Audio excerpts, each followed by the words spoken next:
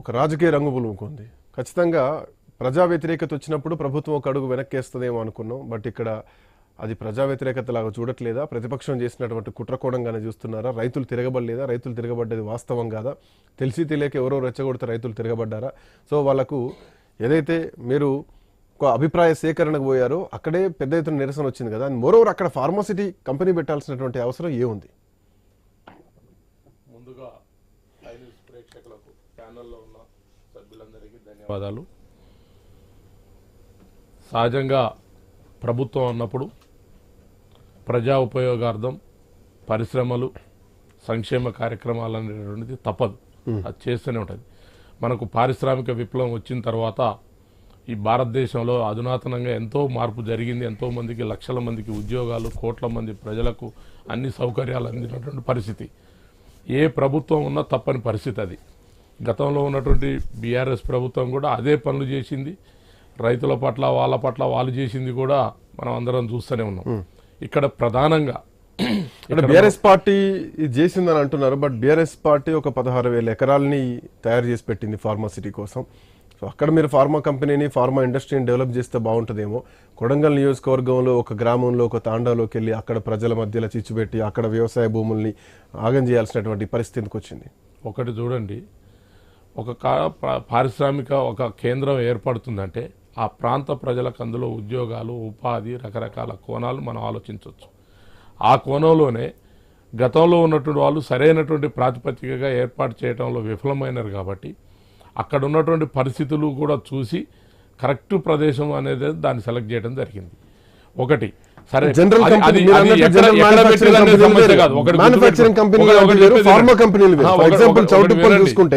అక్కడ జనాలు ఇప్పటికీ ఇబ్బందులు పడుతున్నారు. చిన్న పిల్ల కాలువల నుంచి ఇళ్లలోకి గతంలో ఎయిర్పోర్ట్ దగ్గర పెడదాం అనుకున్నారు. ఎయిర్పోర్ట్ పెట్టేటప్పుడు కూడా దాన్ని తర్వాత మార్చుకొని ఇక్కడికి శంషాబాద్ దగ్గర తీసుకురావడం జరిగింది. చిన్న చిన్న మార్పులు ఏదైనా ఒక పరిశ్రమను స్థాపిస్తున్నప్పుడు దానిలో ఉన్నటువంటి ఒక ప్రభుత్వానికి ఒక రకమైన ఐడియాలజీ ఉంటుంది. ఒక కంపెనీకి అది ఉన్నట్టుగానే పార్టీలలో కూడా కొన్ని అవి ఉంటుంది. ఇవి అది కాదు మనకి ఇక్కడ సమస్య. ఇక్కడ ప్రధానంగా ఏంటి, రైతుల దగ్గరికి పోయి ప్రజలు ఆ ప్లెబిసైట్ ఏర్పాటు చేసి ప్రజల్ని ఆమోదింపజేయడం అనేది సహజంగా ఉండేటటువంటి ప్రక్రియ. ఇక్కడ జరిగేది ఏంటంటే సహజంగా ఇవాళ దాడి గురించి ఒకసారి మనం మాట్లాడుకుందాం. ఒక కలెక్టర్, జిల్లా అధికారి ప్రజలతో చర్చించడానికి పోయిండు. సహజంగా చాలామంది మామూలుగా ఉంటారు, కానీ ప్రజాపాలనలో రేవంత్ రెడ్డి గారు స్పష్టంగా ఒక మాట చెప్పిండు. కలెక్టర్ అయినా ఎంఆర్ఓ అయినా అధికార దర్పాలు వాడి పోలీసు మంది మార్గాలంతో ఏ పని చేయడానికి పోయినా ప్రజల్ని భయభ్రాంతుల్ని గురి చేయకుండా వీలైనంత వరకు వాళ్ళని మెప్పించి పని సాధించకరండి అని చెప్పి వారు అధికారంలోకి వచ్చినప్పటి నుంచే రేవంత్ రెడ్డి గారు అధికారులకు చాలా స్పష్టంగా చెప్పిండు.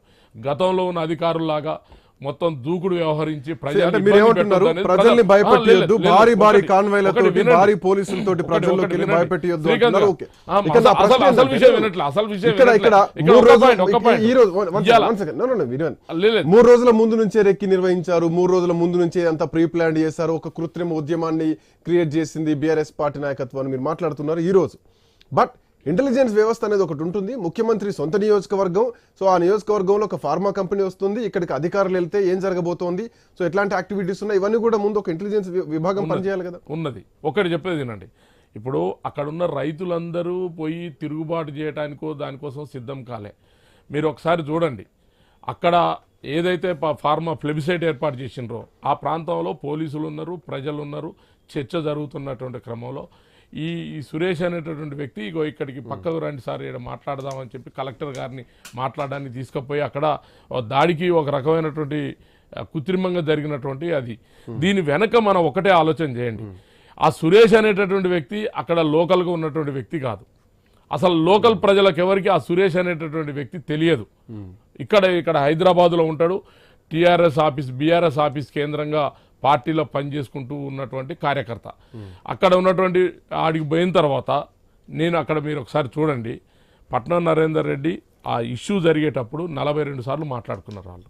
మీరు అనుకుంటారు పార్టీ వాళ్ళు మాట్లాడుకోకూడదా అని. మీరు ఎన్నిసార్లు మాట్లాడుకోండి. నా వర్షన్ కాదు. ఒకటి మీరంటే BRS మీరు కాదు బీఆర్ఎస్ పార్టీ వర్షన్ చెప్తాను. ఎన్నిసార్లైనా మాట్లాడుకోవచ్చు, తప్పు కాదు. కానీ మీ మాటల వెనక ఆడొక యుద్ధం జరిగింది, ఆడొక అధికారిపై దాడి జరిగింది. దాడి జరిగినప్పుడు దాన్ని అనుమానించొద్దా? ఆ దాడిని పట్టించుకోవద్దా? ఒకటి ఒకటి ఒకటి దాడి సంస్కృతి ఒకటి. ఇంకోటే కాదు, ఇవాళ పట్నం నరేందర్ రెడ్డిని అరెస్ట్ చేయడమే కాదు, ముందు ఆయన సెల్లు తీసి ఇటుపోయిన ఫోన్లు కాదు, ఆయనకి ఎటు నుంచి వచ్చిన ఈ ఫోన్లో కూడా చేస్తే అన్ని బయటపడుతుంది దీని వెనక ఉన్న కుట్ర.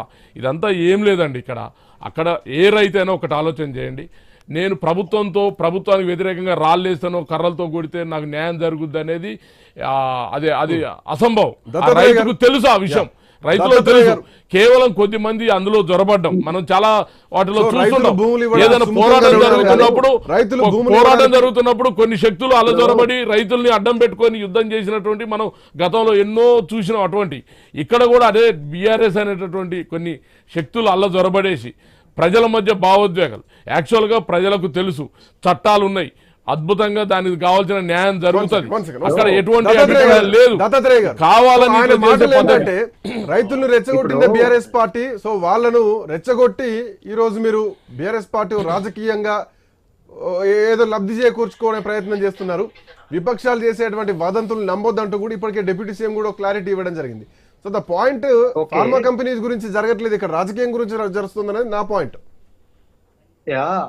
అసలు విషయాన్ని పక్కకు నెట్టి ప్రతిపక్ష పార్టీలని